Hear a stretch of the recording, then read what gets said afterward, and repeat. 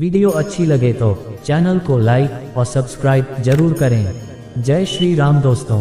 एक बार भगवान बुद्ध अपने शिष्यों के साथ किसी गांव से जंगल के रास्ते से गुजर रहे थे।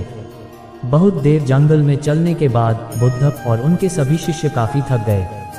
फिर वे एक विशाल पेड़ के नीचे आराम करने के लिए बैठ गए।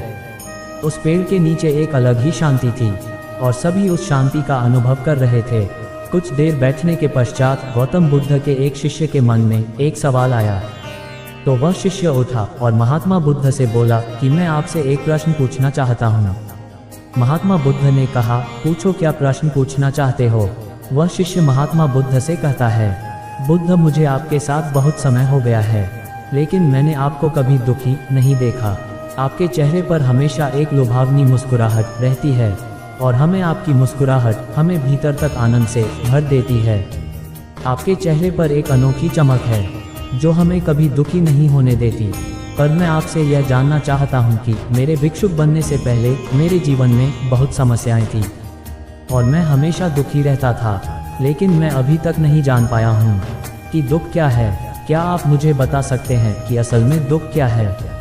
महात्मा बुद्ध मन मुस्कुराते हैं और अपने शिष्य से कहते हैं, दुख एक विचार से ज़्यादा कुछ नहीं है। सभी शिष्य यह बात सुनकर हैरान रह गए कि भला विचार कैसे दुख का कारण हो सकता है। और महात्मा बुद्ध से पूछते हैं कि महात्मा जी, विचार तो आते हैं और चले जाते हैं, लेकिन दुख एक बार आ जाता है तो जाने का नाम ही नहीं लेता। महात्मा बुद्ध कहते हैं, मैं तुमको एक छोटी सी कहानी सुनाता हूँ जिससे तुम्हारी समझ में आ जाएगा कि दुख क्या है। एक गांव में एक जमींदार रहता था। उसका एक वफादार और ईमानदार नौकर था। वह जमींदार अपने नौकर पर बहुत विश्वास करता। वह जमींदार कभी भी अपने नौकर को किसी भी बात पर नहीं डांटता, क्योंकि उसका नौकर असल में बहुत ही ईमानदार था।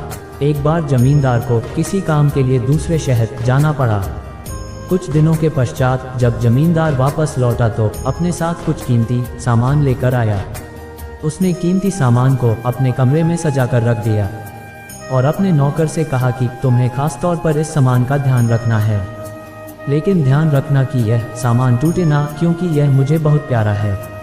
नौकर ने मालिक से कहा कि आप चिंता मत करो, मैं इस सामान का अच्छी तरह से ध्यान रखूंगा।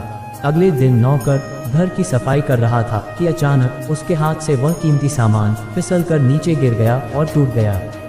जमींदार को जब यह बात पता चली तो वह नौकर के पास गया और उसे खूब फटकार लगाई, पर ना तो वह उस नौकर को नौकरी से निकाल सकता था और ना ही उसको मार पीट सकता था, क्योंकि वह उसका बहुत ही ईमानदार और पुराना नौकर था।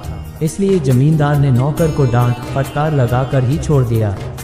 जमींदार अपने कीमती सामान के बारे में सोच कर बहुत दुखी हो गया। रात होते ही जमींदार अपने कमरे में सोने के लिए लेट गया, लेकिन बेचैनी के कारण उसे नींद नहीं आ रही थी। जमींदार बेचैनी की वजह से कमरे से बाहर निकल आया। बाहर आकर उसने देखा कि उसका नौकर बहुत मजे से खर्राटे लेकर सो रहा था। जमींदार यह देखकर गुस्से से आग बबूला हो गया। वह सोचता है कि इसने मेरी इतनी कीमती चीज तोड़ दी और इसे बिल्कुल भी चिंता नहीं है।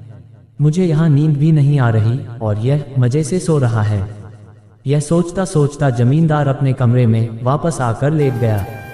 अगले दिन जमींदार सोचता है कि मैं इस दुख और बेचैनी से कैसे बाहर निकल सकता हूँ। फिर उसके दिमाग में एक उपाय आता है और वह अपने नौकर के पास जाकर अपने नौकर से कहता है, मुझे बहुत दुख हो रहा है, यह बताते हुए कि वह जो कीमती चीज़ कल तुमने तोड़ी थी वह मैं तुम्हारे लिए लाया था। मैं चाहता था कि किसी खास मौके पर वह चीज़ तुम्हें उपहार में दूं, लेकिन अब क्या कर सकते हैं, अब तो वह चीज़ टूट गई है। जमींदार की बात सुनकर नौकर को झटका लगा। नौकर सोचता है कि मुझसे बड़ी गलती हो गई है, इतनी कीमती चीज़ मेरे लिए थी और वह मुझसे ही टूट गई। यह बात सोचते सोचते नौकर के दिमाग में दुख और बेचैनी पैदा हो गई। रात होते ही जमींदार आराम से सोता है और वहाँ नौकर बेचैन रहता है और बेचैनी की वजह से उसे नींद नहीं आती, क्योंकि नौकर ने अब जमींदार की कीमती चीज़ को अपने आप से जोड़ लिया है।